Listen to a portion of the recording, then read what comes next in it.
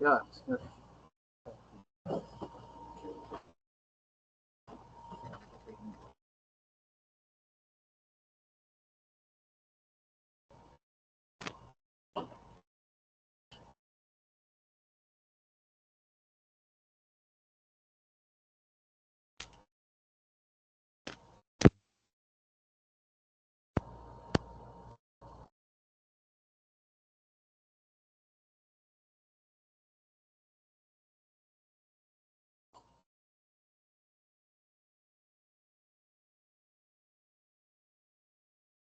Disculpen, tengo un problemita ahí con la cámara. Ahora sí. Ok, listo. Voy a llamar pantalla.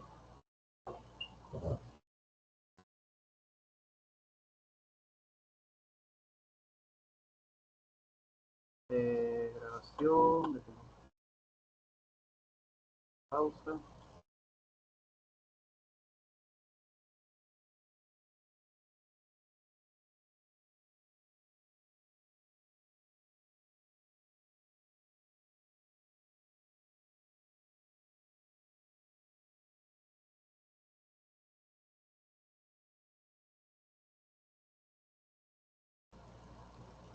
Okay.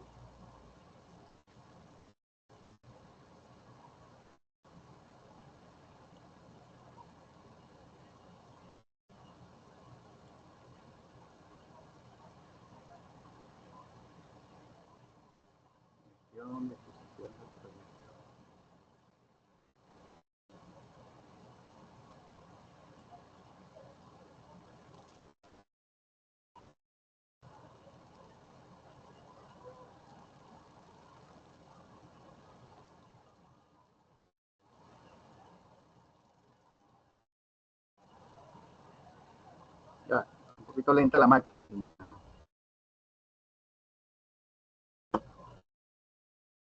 ¿Se escucha mi voz allá, señores? Por mensaje o por... Es que la corneta no me está sonando aquí. Sí, profe, si se escucha.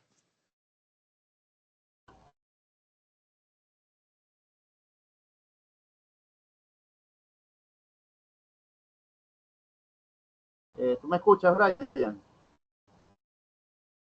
Sí, profe.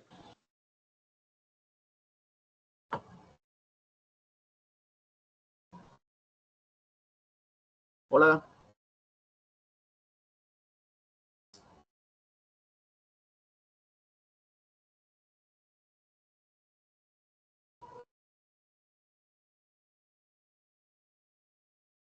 Okay. Si quieren Nosotros hacer lo alguna escuchamos. pregunta, porfa, me indican por el chat, sí, porque es que no sé por qué la corneta no quiere sonar. ¿De acuerdo? Ya me volví a cargar aquí.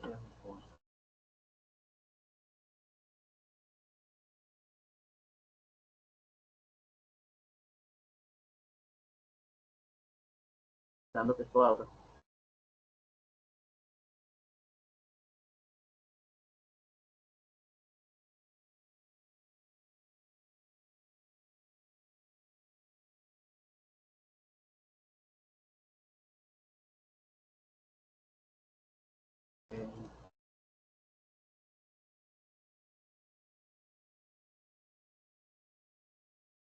Le dan esto para ver en pantalla completa.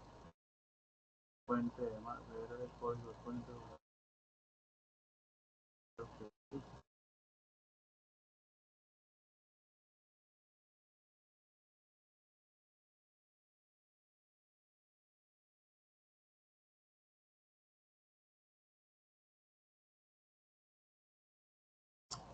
Bueno, ok, bueno, buenas noches. Esta es la última clase ya que vamos a tener del curso. Ok, vamos a ver entonces los tres procesos que nos faltan, que son los procesos relacionados a la gestión de adquisiciones de un proyecto, gestión de riesgo y finalmente vamos a ver la gestión del cierre del proyecto. Realmente son operaciones bastante sencillas, ok. Lo que hay que situarse en la situación de que uno va como comprador a adquirir bienes o servicios y uno va a seleccionar el mejor la mejor oferta del bien o servicio que uno requiere. En este sentido, bueno, en cuanto a la gestión de adquisiciones, vamos a estar abordando como objetivos específicos la planificación de la gestión de adquisiciones en el proyecto, analizar los procedimientos para efectuar las adquisiciones e identificar acciones para cerrar las adquisiciones e identificar las acciones para el cierre y entrega del proyecto. ¿Ok? Los contenidos que vamos a estar viendo son la gestión de adquisiciones para el proyecto, procedimientos para la realización de adquisiciones en el proyecto y proceso de cierre de adquisiciones para la entrega del proyecto. Ok, entonces la gestión de adquisiciones,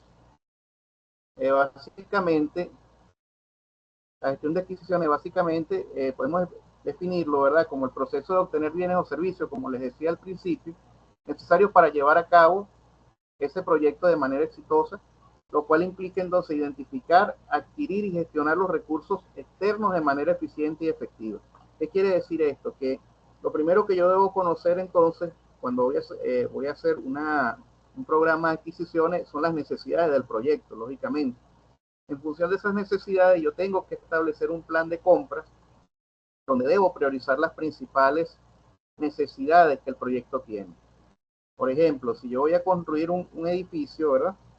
Mi principal necesidad en este caso será en una primera etapa la adquisición del acero, ¿verdad? Para hacer la estructura, ya sea de cabillas o vigas.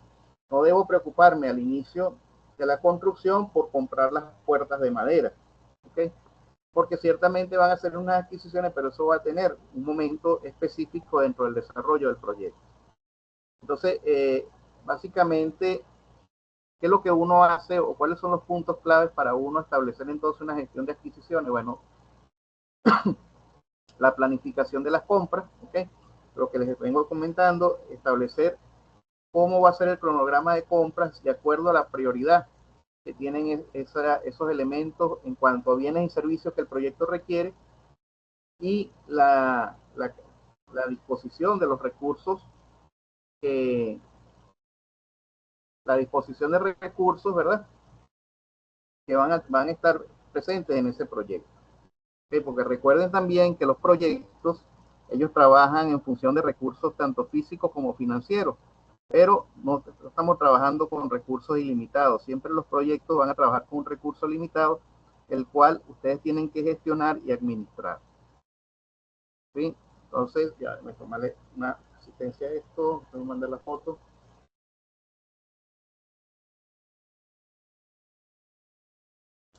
Ok, disculpe, me parece que tengo que enviar una foto ahorita para la página ahí que nos están pidiendo. Bien, bueno, en este sentido, y al igual, como les decía, poniendo el ejemplo más sencillo, ¿no? Igual que cuando uno va a comprar algo que le interesa a uno para uso personal. Uno lo primero que hace es identificar los proveedores, los vendedores de estos bienes o los proveedores de estos servicios y posteriormente establece una solicitud de oferta. Importante, siempre que ustedes trabajen con un proyecto, las solicitudes de oferta deben hacerse de manera formal, es decir, tiene que ser un documento por escrito, ¿ok? Siempre en los proyectos todo por escrito, señores, no dejen nada al viento, como dicen, no dejen las palabras, porque no dejen todo en palabras, porque las palabras, como dice el dicho, se las lleva el viento. Siempre uno debe cuidarse las espaldas a través de un documento escrito.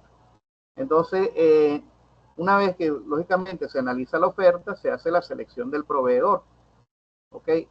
Y una vez seleccionado el proveedor, entonces se establece lo que es la negociación del contrato. ¿Qué es la negociación del contrato? Los términos en los cuales yo voy a establecer cómo le voy a pagar al proveedor y bajo qué condiciones ese proveedor va a aceptar el pago. Finalmente, como todo proceso, debe haber una parte de administración y cierre.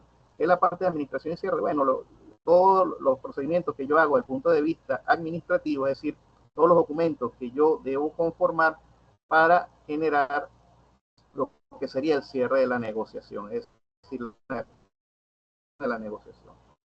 ¿Ok? Entonces, algunos factores críticos que deben ser considerados para el éxito de cualquier gestión de adquisición en el proyecto, entonces definir de forma clara los requisitos. Es decir, usted debe establecer a ese proveedor como o bajo qué requisitos quiere usted que sea provisto esos materiales o esos servicios que está requiriendo para el desarrollo del proyecto. Tiene que haber entonces una comunicación clara y efectiva con el proveedor. Esto es, tiene que ser una comunicación transparente, donde usted le explica al proveedor cuál es la necesidad. Como le dije antes, una vez que usted identifica su necesidad, le explica al proveedor o le señala al proveedor los requerimientos y las especificaciones de lo que usted necesita, pero todo esto debe hacerse por escrito. Y bueno, como lo dije hace un momento, debe haber transparencia en el proceso. ¿Ok? Bueno, esto un poco ya lo que tiene que ver, digamos, con los puntos más cercanos o el desglose de los puntos de cada una de las operaciones que uno hace durante la gestión de adquisiciones. Y hablábamos que el primero es la planificación de las compras. Y bueno, como le decía antes, consiste en identificar las necesidades, definir los requisitos de lo que yo necesito, hacer un poco de investigación de mercado. Recuerden que no necesariamente siempre los proveedores están en un mercado cercano. A veces tenemos que recurrir a mercados internacionales y ahí juega entonces una parte importante lo que es la logística. ¿Ok?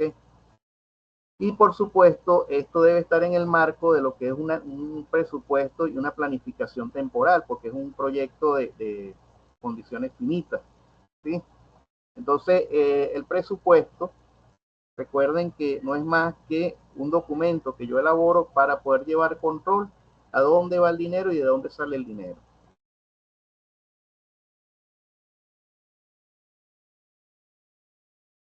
Ok, entonces una vez que yo identifico mis proveedores, ¿verdad? Yo tengo que establecer también lo que sería una estrategia de compra, es decir, cómo voy a comprar o cómo voy a adquirir los servicios que necesito para el proyecto.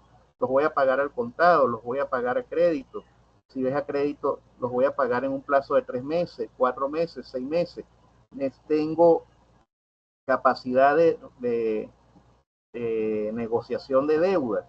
O sea, todos estos detalles ustedes tienen que investigarlo una vez que han establecido lo que va a ser la selección del proveedor. ¿Por qué? Porque eso les da a ustedes una ventaja competitiva, una ventaja desde el punto de vista de negociación.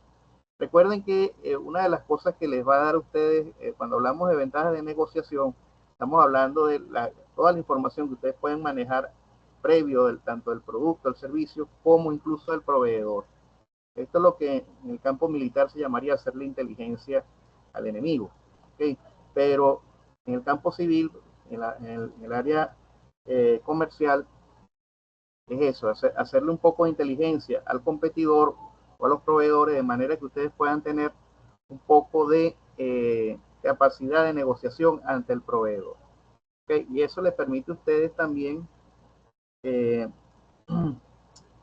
medir hasta qué límite pueden ustedes llegar en base a esa negociación. Y como les dije antes, esto tiene que estar soportado por una documentación. Ok, fíjense, una vez que analizo el mercado, yo debo establecer cuáles son mis criterios de selección de los bienes, materiales o equipos que debo establecer. Aquí hay un ejemplo que es la matriz Kralji. La matriz Kralji básicamente, aquí lo aplican, hablan de materiales, pero se puede aplicar a diferentes a diferentes casos de los proveedores donde dependiendo de cómo es el material o el servicio que yo requiero, yo le voy a dar mayor o menor prioridad. En este sentido, bueno, en la matriz se establece lo que llaman materiales apalancados. Los materiales apalancados son materiales que yo puedo adquirir, pero generalmente se adquieren a través de una tercera empresa. Okay, siempre son materiales tercerizados, es decir, no son materiales a veces que los venden directamente a un solicitante. Tenemos los materiales estratégicos. ¿Cuáles serían mis materiales estratégicos para un proyecto? Aquellos que yo voy a necesitar de manera inmediata para darle arranque y aquellos que seguramente van a estar en menor cantidad, pero que me pueden representar en algún momento un cuello de botella dentro del proyecto. Y tenemos finalmente lo que son los materiales rutinarios, ¿okay? Que son los materiales que se utilizan más comúnmente en el proyecto y que de algún modo siempre tienden a estar disponibles en el mercado y es donde yo puedo jugar más con los proveedores. Porque por lo general lo que son materiales estratégicos y materiales cuello de botella, a pesar de que a veces dependiendo del tipo de proyecto tú lo puedes conseguir en mayor o menor cantidad en un mercado, esos materiales también tienden a elevar los precios porque no son muy demandados. Ok, bueno, y otra de las cosas que faltaba por mencionar acá es la solicitud de información sobre el proveedor. O sea, como les decía, uno tiene que hacer una investigación de quién es el proveedor, si ese proveedor realmente existe. En este caso, cuando hablamos de RFI, que no se confunda con RIF, no es la misma cosa. Esto es principalmente en este caso, es una referencia que se busca hacer acerca del proveedor. ¿Okay? Es como algo parecido como cuando uno compra en Mercado Libre, que uno ve la referencia del vendedor. Uno se mete y está interesado en comprar algún producto, algún bien allí, y uno ve el historial de ese proveedor para asegurarse de que, bueno, no lo vayan a estafar a uno, lógicamente. ¿Okay? Pero a nivel de proyecto se hace en mayor escala, en mayor volumen.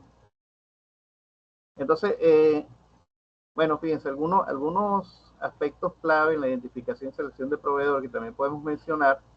Está la solicitud de propuesta, es decir, uno generalmente, una vez que identifica al proveedor, uno solicita a través de un documento escrito que el proveedor le haga una propuesta a uno o una cotización, lo que llamamos también una cotización. Una vez que se hace esa cotización o se hace un grupo de cotizaciones, eso nos permite a nosotros hacer una evaluación y una selección. ¿En función de qué? En función de lógicamente los costos, que es lo que siempre tratamos de abaratar, pero también respetando la calidad en cuanto a los requerimientos que demanda el proyecto. ¿Okay? Porque tampoco me sirve de nada que yo pueda conseguir, si necesito unos materiales específicos para el desarrollo de un proyecto, que yo pueda conseguir un material muy económico, pero en cuanto a calidad, el material es sumamente malo para los fines del proyecto. ¿Okay? A la final termino encareciendo más el desarrollo del proyecto, incluso poniendo en riesgo el puesto de empleo.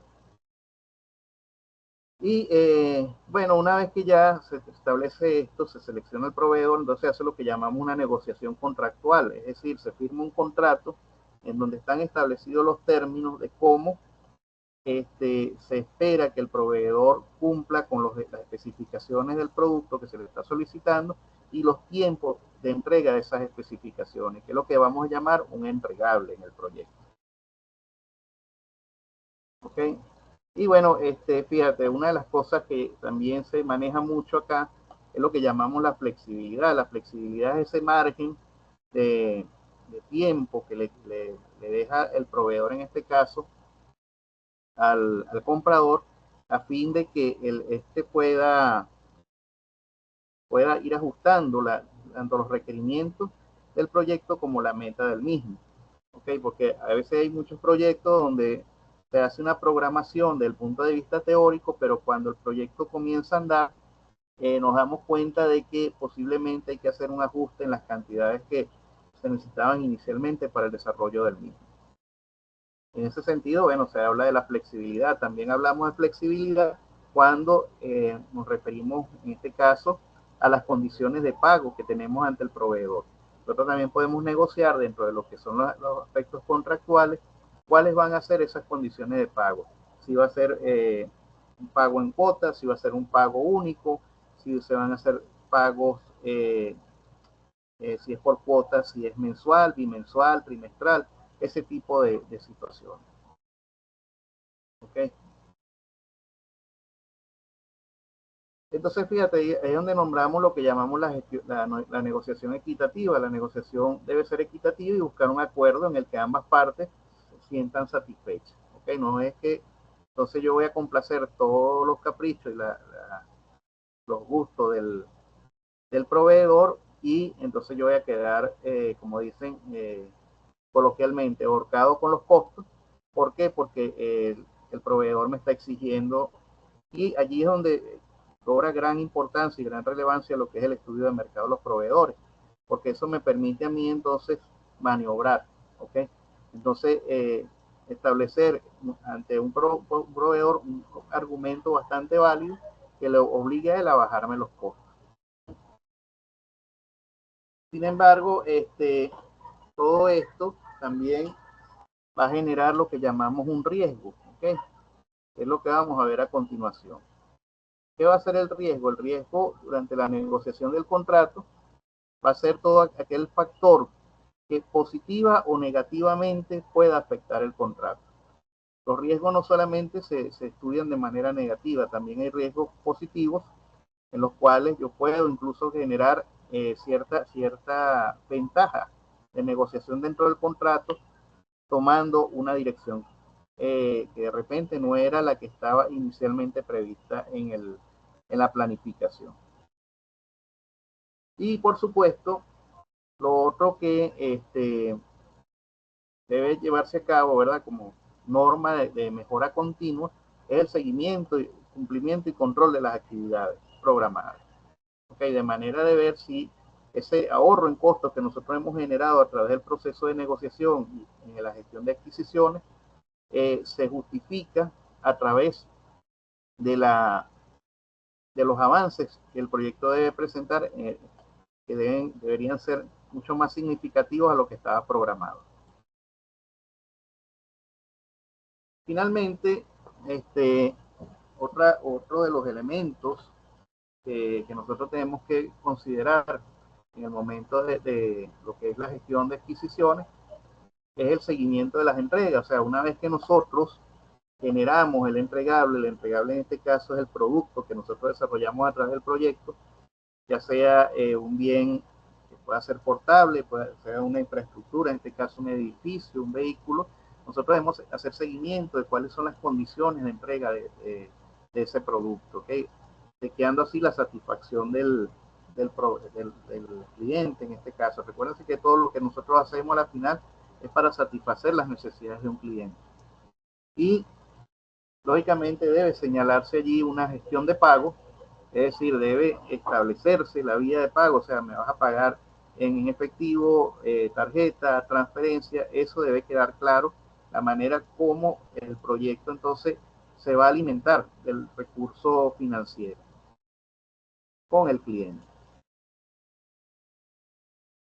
Y bueno, finalmente, una vez que hemos hecho todo este proceso, viene lo que llamamos el cierre del proceso de adquisiciones, que es donde deben hacerse la aceptación final, es decir, determinar que el cliente quedó conforme con y esto generalmente uno lo hace a través de un acta de cierre, lo que llamamos un acta de cierre, que en términos comerciales no es más que la factura, ¿ok? Aunque la factura tiene, y tanto el acta de cierre como la factura tienen dos características. Una primera característica es dejar una evidencia tangible de que se llevó a cabo la transacción. Y la otra, para el caso tanto para el proveedor como el cliente, es la garantía de que pueda establecerse allí algún tipo de reparación. ¿Okay? Pero también cuando hablamos de garantía son parte de los términos que deben quedar expresados dentro de la contratación. Y finalmente tenemos el cierre administrativo, que es la etapa que contempla todas las actividades administrativas relacionadas con el proceso de adquisición. Es decir, ya cuando se establece que el cliente quedó conforme, se lleva a cabo el cierre de factura. Es decir, ya se deja en los libros de contabilidad establecido el cierre de ese tipo de procedimiento.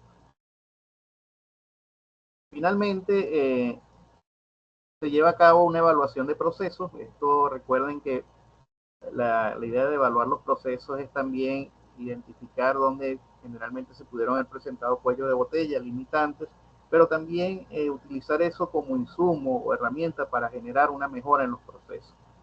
Y el informe final es básicamente un balance financiero donde queda reflejado, en este caso, tanto los ingresos como los egresos generados por la gestión de adquisición. Entonces, fíjate, sin embargo, todo esto va a estar sujeto a lo que yo les decía antes, a lo que es el concepto del riesgo.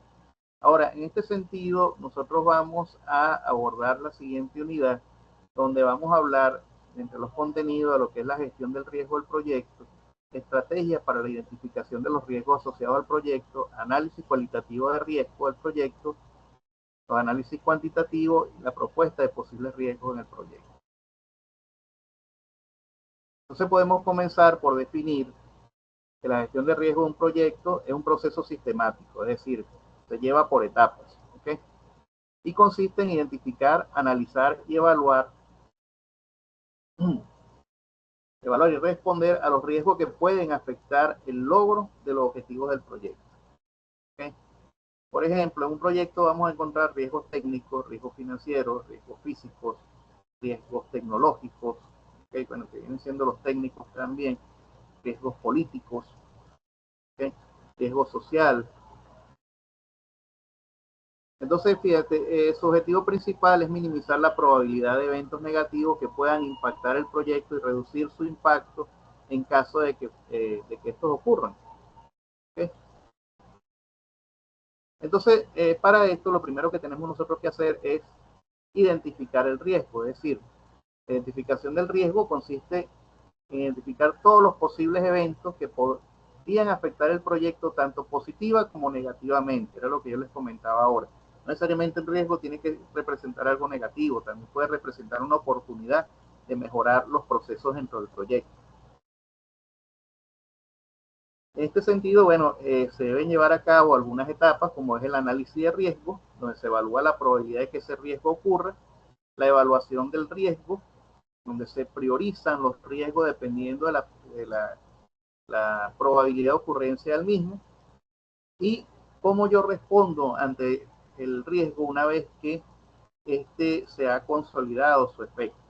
¿Ok? Y una vez que yo tengo cómo dar respuesta, o tengo el planificado cómo dar respuesta, yo lógicamente tengo que hacer un monitoreo y control sobre esa respuesta a manera de ver si mi propuesta, o la propuesta, mejor dicho, que se genera sobre esas características de ese riesgo, realmente están dando los resultados que yo espero. Entonces, fíjate, un poco clasificando los riesgos, ¿no? Vamos a tener una clasificación que podríamos llamar riesgos conocidos, todos aquellos que pueden identificarse y analizarse previamente. Los riesgos desconocidos son aquellos que no se pueden anticipar fácilmente debido a la complejidad o novedad. Perdón. Y está el riesgo, están otros riesgos como son los riesgos internos, provenientes del propio proyecto, con cambios de requisitos, problemas de presupuesto o retrasos en la entrega. Recuerden que muchas veces los proyectos, una de las cosas que incluye el sistema de contrataciones es que te ponen multas. O sea, cuando uno contrata con un cliente, sobre todo en el área de la construcción, pasa mucho. A mí me tocó trabajar en un proyecto donde nosotros teníamos una multa de, creo que eran, si mal no recuerdo, en aquel entonces eran casi $30,000 diarios. Un proyecto que hace que el proyecto tenía una inversión de casi $12 millones en la fecha. Y teníamos una multa de $30,000 diarios si no entregábamos la obra para la fecha. Pero teníamos un bono adicional que quedaba del proyecto. ¿Okay? Pero bueno, claro, le estoy hablando de la época 2014, 2015, cuando todavía teníamos bonanza. Ahorita mejor ni hablar de eso.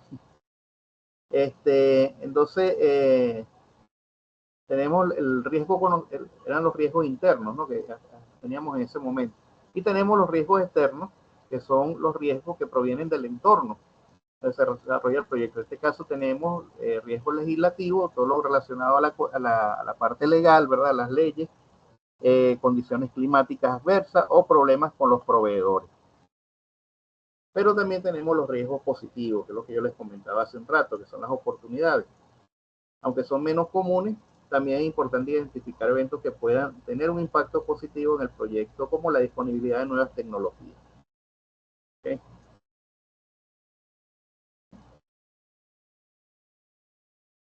Ahora, cuando yo voy a hacer el análisis de riesgo, generalmente yo analizo básicamente dos cosas. Una es la probabilidad de que ese riesgo suceda, ocurra, ¿ok? ¿Qué tan probable es la ocurrencia de ese riesgo? Y el impacto que va a generar en mi proyecto si ese riesgo llegara a consolidarse o ocurrir. Por ejemplo, si ahorita, perdón, si ahorita en los actuales momentos tuviésemos un proyecto en funcionamiento, ¿consideran ustedes que existe un riesgo de pérdida de materiales en una de las autopistas del país? ¿Mm? ¿Qué creen ustedes? Sí, yo considero que sí, sobre todo por temas de inseguridad. No todos a la vez, por favor. No, ¿Me manden un escucho? chat. El profe no escucha. Es que hay que responderle por el chat. ¿Ah? ¿Qué consideran ustedes? ¿Ustedes creen que ahorita, por ejemplo, mover mercancía por las autopistas del país se considera un riesgo? Yo creo que sí, y bastante alto, ¿verdad? Ahora, ¿cuál sería el impacto si una de esas mercancías es interceptada? Impacto alto para la empresa, porque ¿qué sucede? Que lo más seguro es que le generes una gran pérdida a la empresa y no hay nadie que te responda por ese riesgo. ¿Okay? Entonces, fíjense cómo, y de esta misma manera, estamos hablando de una simple dimensión que en este caso es estamos hablando de la inseguridad, pero también podemos hablar de los aspectos financieros, es decir, cuando un proyecto se extiende mucho más allá de la fecha que está programada, cómo afecta eso la finanza del proyecto. ¿Okay? Entonces, fíjate, para la evaluación de esos riesgos se utiliza lo que llamamos la matriz de evaluación. ¿Qué es la matriz de evaluación? La matriz de evaluación es una matriz donde yo tengo, ¿verdad? En la medida que me alejo hacia acá, hacia la derecha, el riesgo tiende a hacerse más alto. Igualmente en la medida que crezco. Ahora, ¿qué sucede? Que eh, las matrices se llevan a cabo a través de la asignación de un ponderado. Hay quienes trabajan la matriz en base a una fracción y lo utilizan para ponderar cada parte del riesgo entre 0 y 1, y hay quienes trabajan esto de manera porcentual y lo usan entre 0 y 100. Es indiferente, eso queda a... ¿ok? Pero fíjate, lo que hace uno es que va a establece estas categorías, ¿no? Improbable, probable, ocasional y el nivel de seguridad. Entonces ustedes pueden ver que en la medida que se hace más improbable el riesgo, la probabilidad de que esto ocurra tiende a ser menor. Sin embargo, pasa lo contrario, en la medida que avanzamos hacia una línea de riesgo más probable, es decir, un evento más probable, tiende a hacerse mayor la probabilidad de ocurrencia de ese riesgo. Entonces, ¿qué es lo que me permite a mí esta matriz? Bueno, una vez que yo identifico y priorizo mis actividades en cuanto a adquisiciones y mi ruta de trabajo, yo tengo que ver dónde, en base a estos números, dónde es que yo voy a hacer una mayor aplicación de recursos, un mayor desembolso de recursos para prevenir o mitigar el efecto o prevenir el riesgo o disminuir el riesgo de ocurrencia de esto. Por ejemplo, si vamos a suponer, yo estoy trabajando en una plantación de pino, una empresa que produce pino y tiene una plantación, ¿cuál sería? Si hablamos entonces del riesgo de incendio, ¿verdad? Seguramente ese porcentaje estaría por aquí, ¿sí? Ahora, si una vez que el pino está alto, hablamos del riesgo de secamiento, esa seguramente estaría por aquí. ¿Por qué? Porque los pinos, lógicamente, se van a sembrar en una zona húmeda.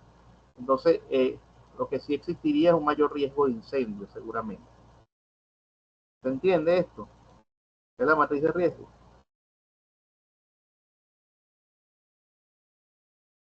Costo total a menos que la carga esté asegurada. Ah, claro, sí, exacto. El costo total, pero exacto, si la carga está asegurada, pero igualmente, o sea, implica un riesgo para el trabajador, para en este caso me dice Jorge, ¿verdad? Lo de la carga, no, no, correcto. Puede estar asegurada, pero imagínate, también está el tema ahorita de la seguridad de la persona que lleva esa carga. ¿Okay? Entonces, otra parte de la gestión de riesgo, como les decía, yo tengo que evaluar cómo yo voy a dar una respuesta, ¿okay? Al riesgo. En este caso es en cuanto al cómo lo evito y cómo lo mitigo. Es decir, yo tengo que planificar, por ejemplo, en el caso de la industria, cómo evito yo, a ver, ¿qué me dirían ustedes? ¿Cómo evito yo en una industria o cómo trato de mitigar la probabilidad en una industria de que suceda un accidente? ¿Mm? A ver, o cómo mitigo yo el riesgo de que se, se genere un mayor desperfecto en una máquina que paralice la producción.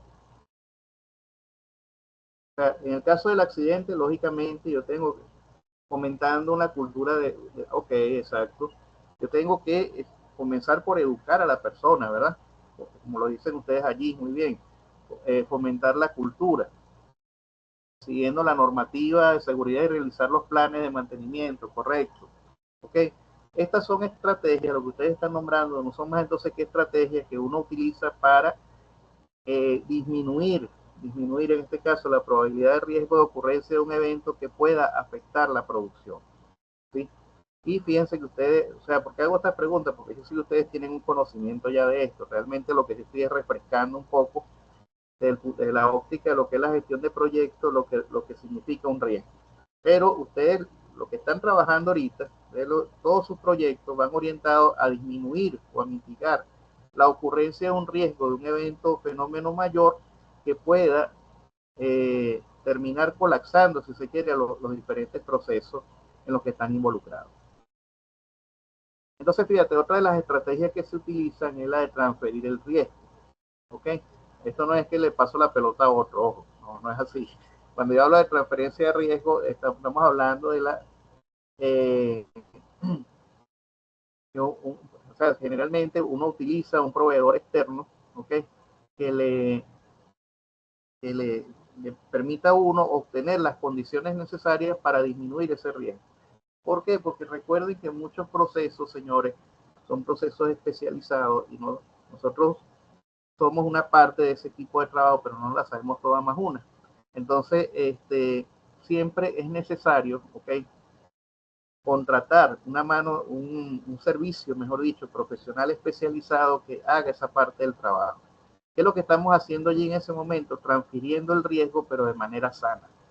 Okay, no, cuando lo digo porque no quiero tampoco que se entienda que no, que bueno, que le pasó la pelota a otro y me quito la responsabilidad.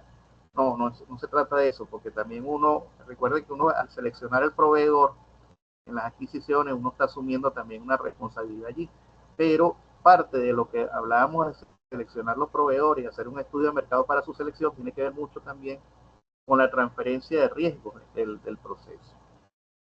Y bueno, llega a y lo otro es aceptar que ese riesgo existe, ¿ok? Porque esa es la otra, la negación no los va a llevar a algo bueno. Deben aceptar que el riesgo existe y si el riesgo llegara a consolidarse, si llega a ocurrir, bueno, deben entonces generar la propuesta para mitigar el mismo. Ahora, otra cosa que se hace, lógicamente, una vez que yo he logrado, digamos, disminuir la posibilidad de que ocurra ese riesgo, yo debo hacer un seguimiento de los riesgos.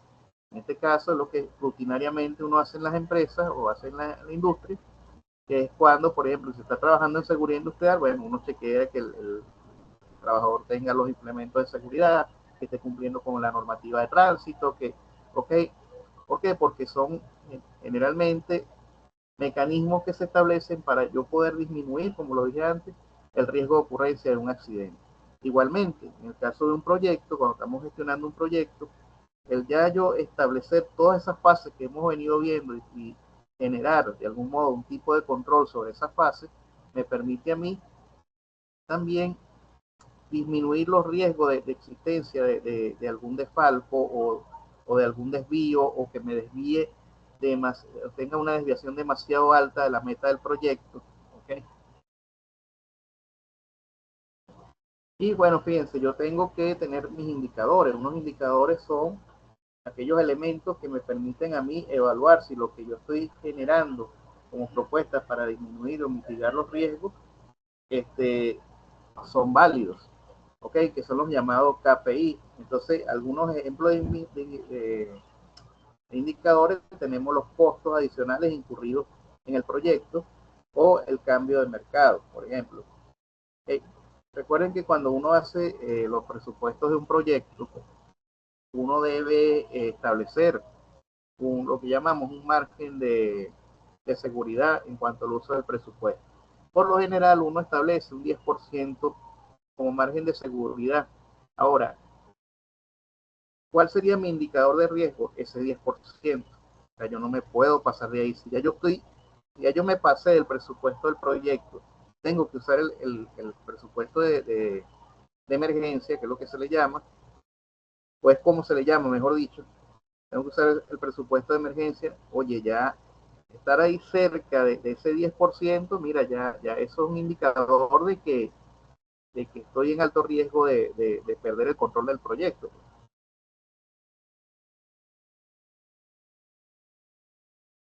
Ok, entonces, no es no, ya va.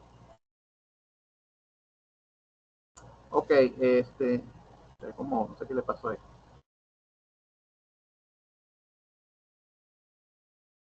Ok, bueno, y esto se hace a través de lo que son las revisiones periódicas, ¿okay? No sé por qué esto sale con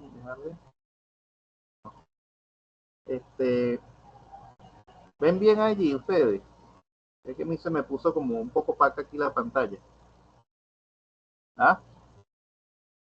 ¿Logran ver bien?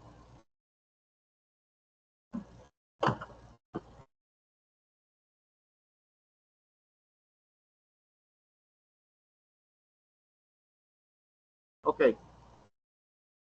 Ok, fíjate, entonces, ya que me perdí aquí. Ok, entonces fíjate, como les decía, hay que hacer revisiones periódicas. Es un plan de monitoreo, básicamente lo que uno hace para determinar de que se están cumpliendo las condiciones.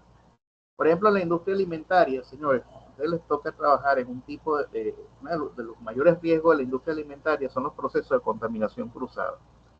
Sobre todo por un tema de prácticas de manufactura. Ahora, ¿qué es una de las cosas que le piden más a los ingenieros industriales cuando trabajan en líneas de producción de alimentos es diseñar el plan de prevención de riesgo de contaminación cruzada? Entonces, imagínense todos los aspectos que ustedes tienen que considerar que debe cumplir el trabajador para evitar que se produzca ese riesgo, o por lo menos disminuir. Ahora, ¿por qué hablan de comunicaciones? Porque todo esto debe ser comunicado por escrito, como les decía. Cuando ustedes establecen entonces una política de disminución o mitigación de riesgo, ustedes deben establecer cuáles son las normas, los ítems que van a regir el reglamento que ustedes están estableciendo para disminuir esa probabilidad de ocurrencia de riesgo.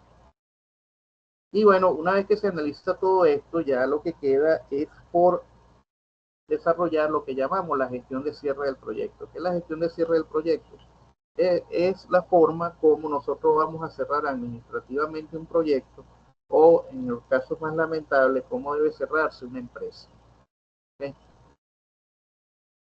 Entonces, cuando hablamos ya de lo que es la parte de gestión de cierre del proyecto, entonces tenemos son la verificación de los entregables.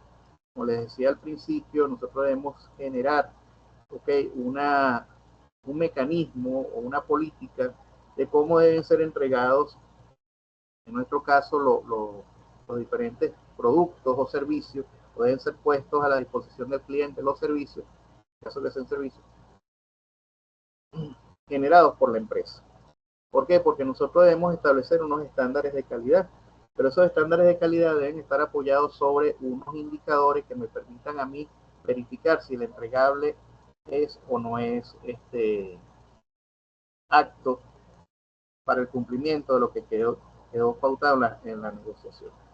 Por ejemplo, si yo trabajo en una zapatería y llega, por ejemplo, Gabriela y me quiere comprar un par de zapatos a mí, ¿qué esperaría Gabriela de ese par de zapatos? Que el par de zapatos cumpla con todas las características de calidad de lo que ella está viendo, ¿verdad? En la vitrina, ¿cierto?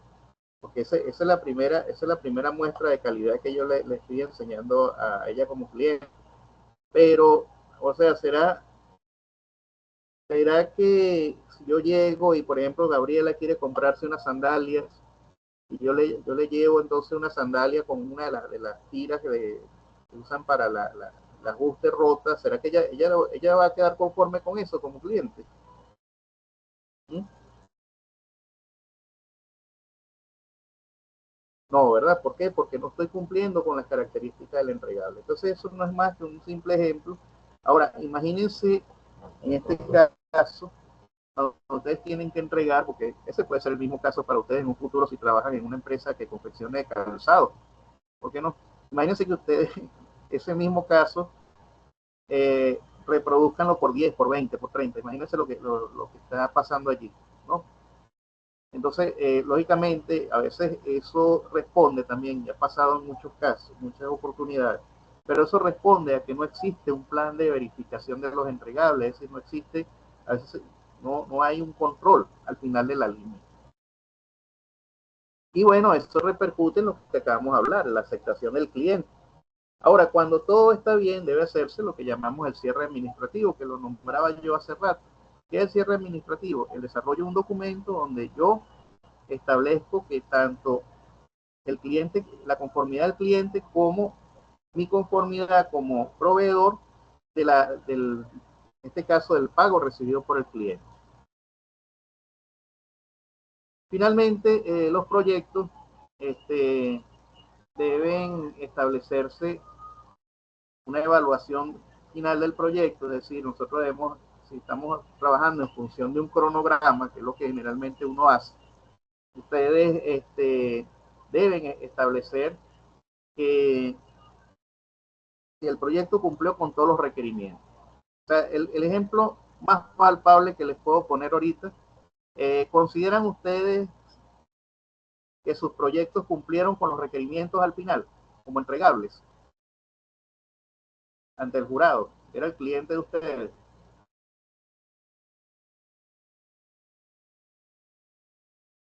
¿Ah?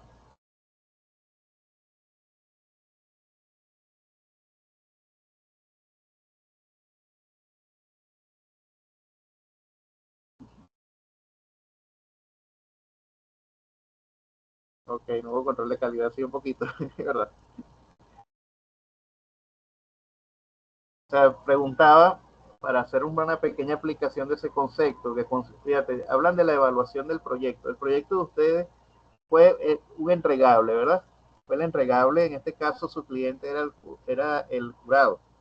¿Consideran ustedes que fue necesaria, fue necesaria esa evaluación para darse cuenta si el proyecto cumplía o no con las características del entregable, de lo que les estaba requiriendo su cliente?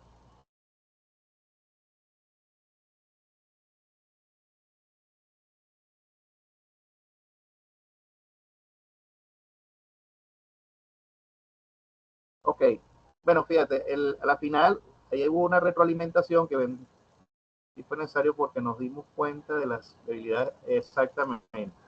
Entonces, ¿cómo se logra eso? A través de una comunicación de los resultados. Lo que básicamente comunicarle a ustedes unos resultados. Ahora, una vez corregido eso, bueno, se llevó a lo que es el cierre formal de la primera etapa de su proyecto. ¿Ok? A través también de un documento, ¿cierto? Igualmente sucede en la empresa. Los procesos se cierran a través de un documento, de un procedimiento administrativo. Ok, bueno muchachos, con esto finalizamos. De verdad, fíjense, me gustaría ya cerrar con esto. Es una frase que dice, un proyecto bien planificado es un proyecto medio realizado. Es decir, hasta que un proyecto no se ejecuta, no se puede decir que es un proyecto. Esta es una frase de Benjamin Franklin. Y bueno, no me queda más que decirles que gracias por su atención.